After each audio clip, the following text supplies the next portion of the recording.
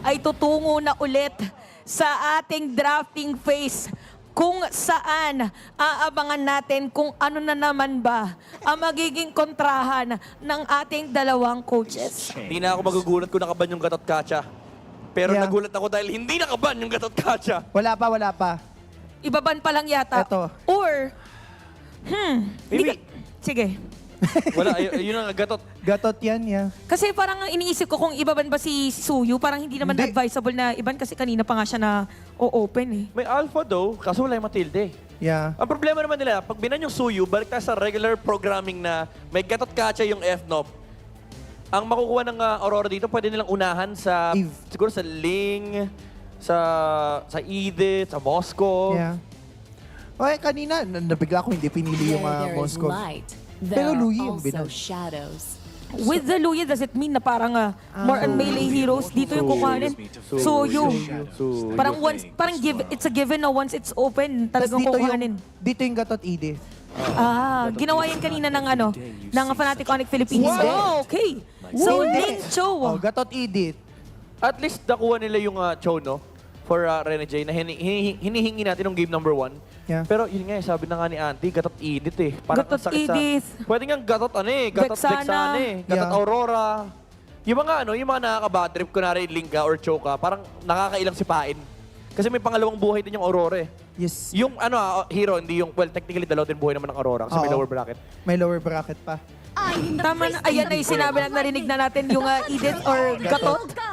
Hoy, sabi siguro nila parang napagod na kaming iban. For once, kami naman yung gagamit. Gusto nyo pala third pick tig Kami din, third pick tig. Ito yung sinasabi natin kanina, may similarity talaga sa Heroes. hero pool. Lumabas na yung Cho, tsaka yung Tigreal.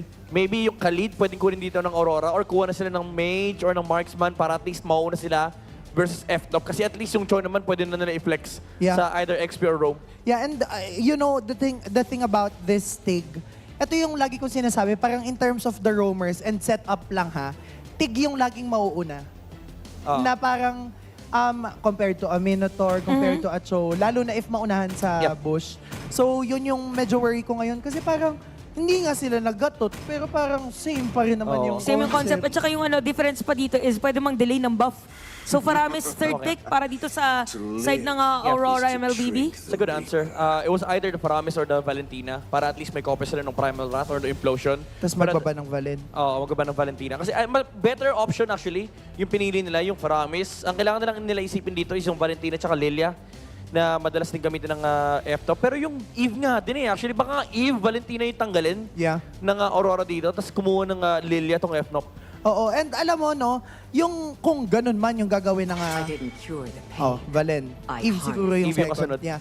Parang ang gandang response on kasi for FNOP, pwede nilang puruhan yung gold lane.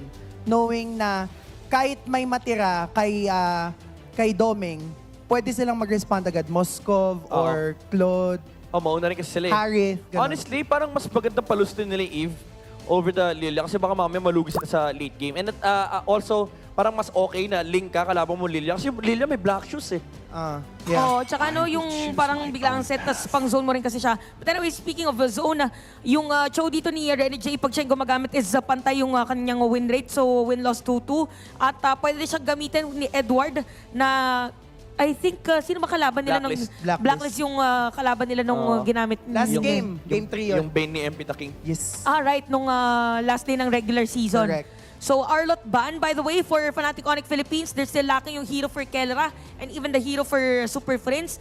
In-expect ko dito na it's either Super Burst or grabbing utility mage. Super na super eh. No? Super, Oo. super much Burst eh. for Super Friends. Super Burst for Super Friends. Feeling ko talaga ano to, either Eve or Lilia. Or pwede nilang hindi nila pansinin. Oh, Vexana. So, Vexana. So, may options pa dito. Aurora, Lilia. Ang dami pang options for FNOP for Super Friends.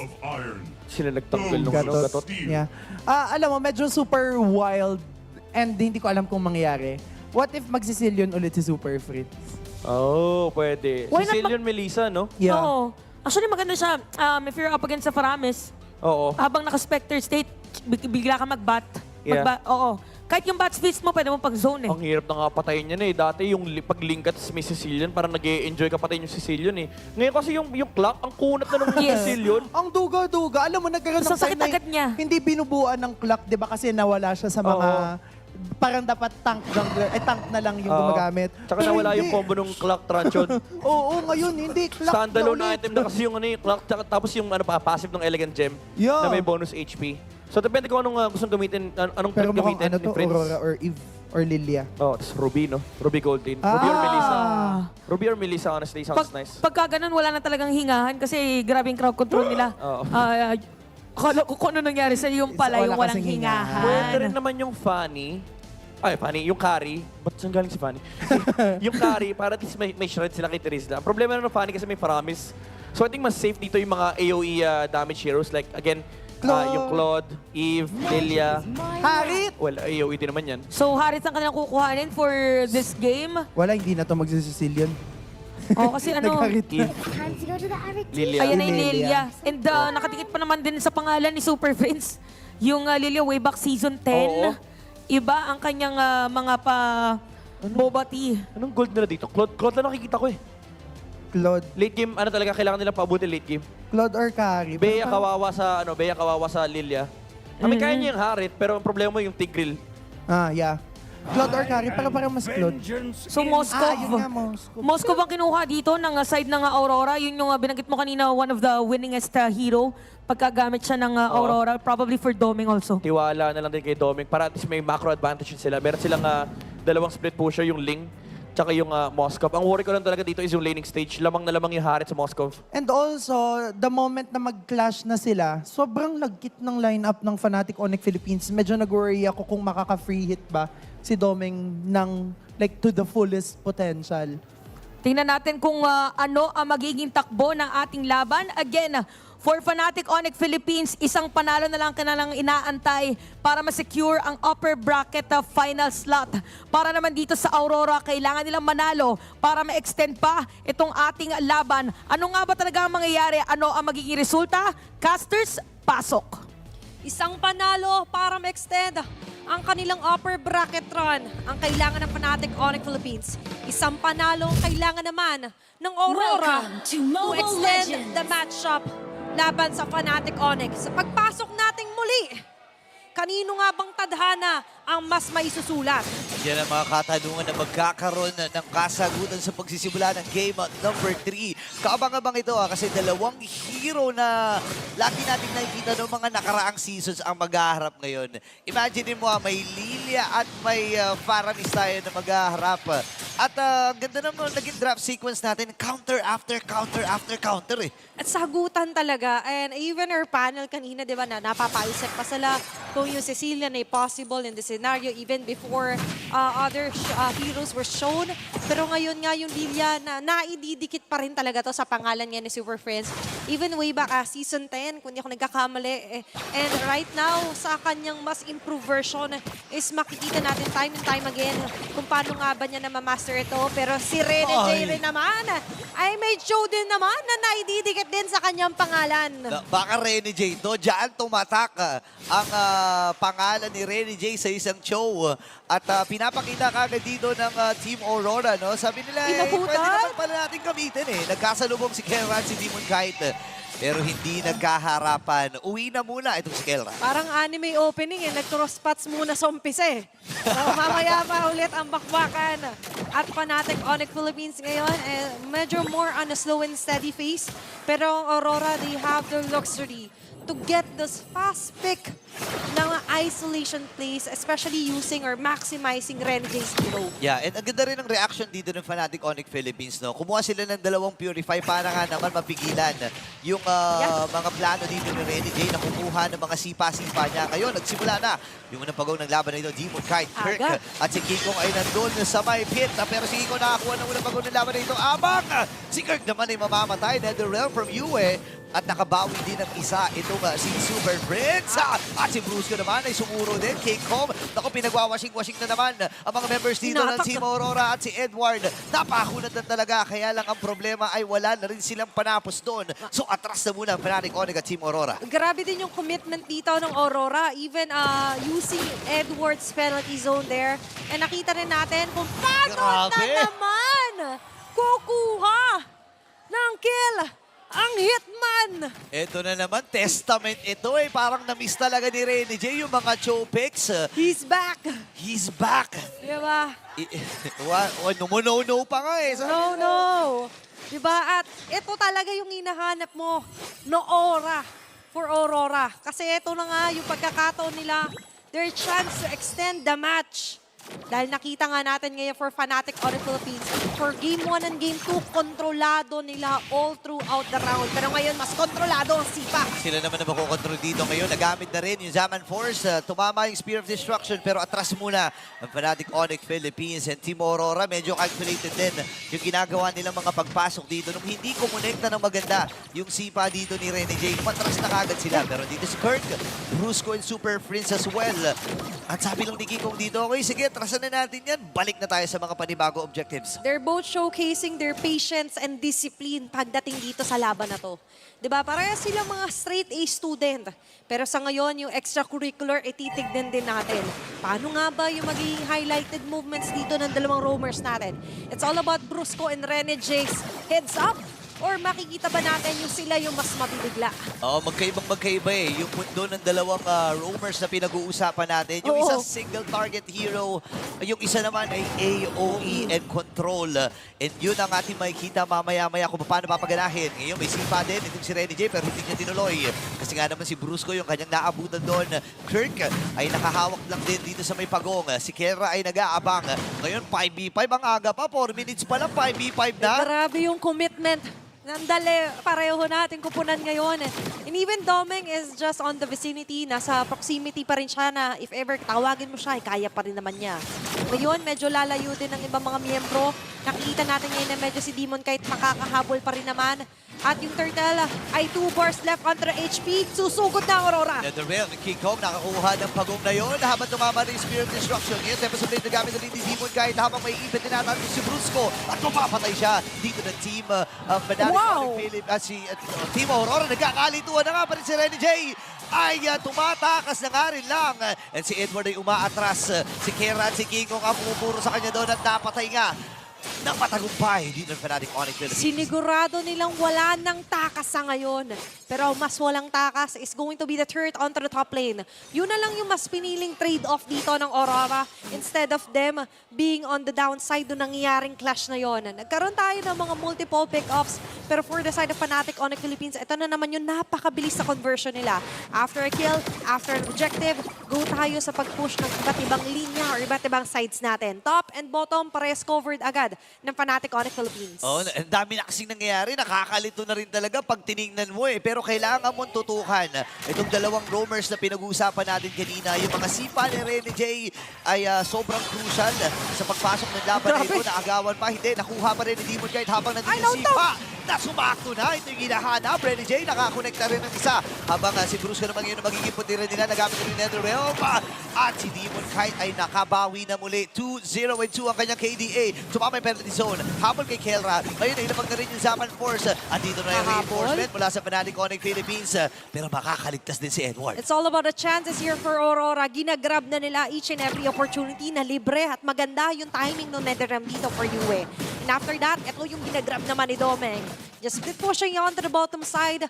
Ngayon, mas papabor ang ilang mga aspeto pagdating sa mapa. Goldman yan, kill score. Hawak na to ng Aurora. Iba din ang ikot ngayon ng Team Aurora. No? Mararamdaman natin na may pressure na kagad sa early phase pa lang na wala nung games 1 and 2. Yeah. No? Sabi nila, okay, sige.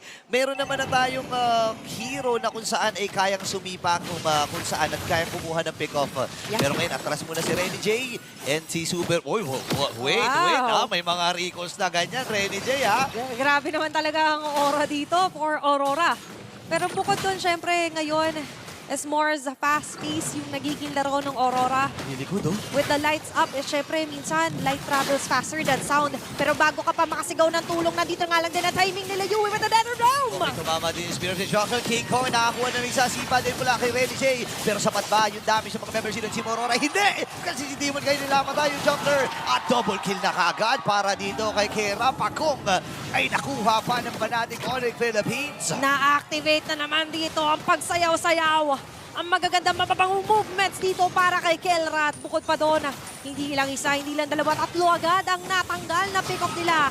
And with that one clash, mapapabor na naman ngayon sa Fnatic Onyx Philippines ang ating mga numbers. Ang problema, wala rin uling purple buff itong si Demon kahit naging maganda yung simula ng Team Aurora. Pero right after nung clash na yun, nabago kagad bigla ang sitwasyon. Yeah. Nabasag yung Torre dun sa may bandang ibaba. Nakakuha sila ng magandang momentum and yung top lane na ang magiging next sa target ng Fnatic Onyx Philippines. At maaga rin ang pagtatago at target doon ni Brusco. Pero bukod pa doon, ito yung team na hindi talaga sila pumapayag na tumatagal yung lead onto their opposing side. At Fnatic Onyx Philippines, 2.9k gold lead. At ngayon, pagdating sa mga Torres, sila din na may hawak ng kaalamangan. Pero, wait lang. Pero nakikita rin naman natin na ngayon ay may konting amba dito kay Renny J. Nakikita niya dito mga washing ni King Kong. Pero sa ngayon, they have to watch out sa mga surprise attacks dito nila Brusco dahil ito na yung pagkakataon ni Brusco na magkaroon ng mga surprise na implosion plays. Okay, pokes from UN. Naagaw ba? Ayan, naagaw yung orange buff doon habang si Edward. Sa likoran naman, si Renny J nag-aabang din. Si Demon kahit nakasilip. Conceal. Nagamit yung conceal ni Brusco. Inaabangan niya na pumasok. Itong si Demon kahit marami mga nag-spend na Si Edward! Si Edward naman ang magiging punti niya. Nagamit na the force yung Nether Realm. Ngayon tumatama Renny din J ulit. yung mga pokes. And Renny J umatras with that Shunpo and Jet Kondo. Pero sabi ng Fnatic Onyx, huwag na natin patrasin si Renny J. Ang Superman family narito na. Pero tinamaan pa. Napa! Hanggang dyan ka na lang! Ang sigaw ng Fnatic Onyx Philippines kay Renny J! At ngayon, para sa Aurora, matatanggalan sila ng isa, makakadepensa pa rin naman. Wow! Pero nandito na naman ang bagsik ng Fnatic Onyx Philippines. Grabe mag-punish dito ang Fnatic Onyx Philippines. Kapag may mga something na nangyayari din sa Team Aurora, hindi pinapalampas. Hindi talaga. Lahat ng mga lugar, kanto, nilagyan ng CCTV dito ng Fnatic Onyx Philippines. Kahit saan tumipi, rumikol, sinasabayan pa ni Brusco si Renny J. At nandito na naman muli sila. 4 para sa 4. Dito Zaman sa may Force. bandang baba, nilataga mga ultimates. Okay, Zaman Force. Naghanap si Renny J na masisipa dito pero masyadong malayo. Demon Kai nag-aabang din ng pagkakataon para makapasok. Lord na nasa bandang ibaba ay maisasabay nila dito sa may bandang gitna. Tuloy-tuloy lang ang Fnatic Onyx Philippines at ang pagkapit ng Team Aurora ay nandun pa rin. At dito yung Lord, mabilis pa rin naman matutunan makakadepensa dito ang Aurora. Pero ang hindi nila maasahan ay sabay-sabay na pala ang pag-angat dito ng mga minions ng Fnatic Onyx Philippines sa bayan ng dalawang jungle sa may bandang taas. Wala pa rin naman mapipitas. Pero sila Renny J dito, nakikipag-showdown, nakikipag-manuyobra lang dito sa Fnatic Onyx Philippines. Walang mababasag na Wala. Mr. Death. Pero para sa Fnatic Onyx Philippines, it's all about the patient game here para sa game number 3. Grabe, parang kanina lang nakikita natin yung Aurora sugod ng sugod. Nakuha yung taas, nakuha yung bandang ibaba. Pero isang team fight lang, isang clash lang, nabago bigla ang sitwasyon at hindi na hinahayaan ng Fnatic Onyx na mabitawan nila yung lead, mabitawan nila yung momentum, mabitawan nila yung paghawak dun sa mapa. At ngayon, ang Team Aurora, sila naman ngayon na naghahabol. Sila ang naghahanap ng kills. Sila ang naghahanap ng trades dito. Kailangan nila mag-ready dito sa bagyong dinudulot sa kanila ng Fnatic Onyx Philippines. Kasi pag may kulog at lightning, alam mong may paparating eh. May paparating. Alam mong may paparating, may nagbabadya. At ngayon lumalabas na naman ang mga kidlat dito sa mapa. Habang ang Aurora, ano ba ang pwede nilang pangsalag dito sa namumuong tensyon? Storm that's about to come na gustong inflict sa kanila ng Fnatic Onyx. Well, kung titingnan mo, no, isa sa mga crucial parts dito is si Renny J. Kailangan niya makahanap ng magandang kick, no, magandang sipa dito. Kaya lang ang problema lang na haharapin dito ni Renny J. Ang dami mga Ang dami. frontliners. Si Kirk, si Brusco. Tapos yung dalawang potential na pwede mong sipain, naka-purify. So, wait lang. Wait lang. May naganap na off-cam kill, ladies and gentlemen. Okay, pansinin din daw natin yung dalawang junglers natin. Oo nga hindi kasi, sabi dito, Burrito at Ina, hindi nyo kasi kami pinag-uusapan pag-usapan nyo kami. Okay, yung palaga nung nilang dalawa. Ngayon, hindi man sila tanong ngayong playoffs. Pero yung palag nila sa loob pala Ay! ng ating mapa! Wow! At yung sipang attempt doon ay hindi naman itutuloy muna pero tumuloy sila dito sa may bandang baba. Fnatic Onyx makakabasag ng torre. Ang Purify na rin, implosion na nagamit na habang yung Trinidad may nagamit na nga rin lang. Unti-unti bumabagsak at Team Aurora. Tatlo na lang ang natitira ngayon. May habol na ba nagaganap at nakakuha pa rin si King Kong ng isa. Make it 4. Mabubuhay na nila makakalitong si Yue pero meron silang mga minions kasama pa doon sa may bandang itaas. Kakayanin bang i-end dito ng Fnatic Onyx Philippines? Dalawa ang nakaatas para sa depensa at kumakatok na nga ang Fnatic Onyx patungong upper bracket finals. Fnatic Onyx Philippines secures the spot onto the upper bracket finals. Sweeping off Aurora. Grabe! Napakainit ng laban na ating natunghayan. Umulan ng napakaraming recalls. Pero sa huli, ang Super Fab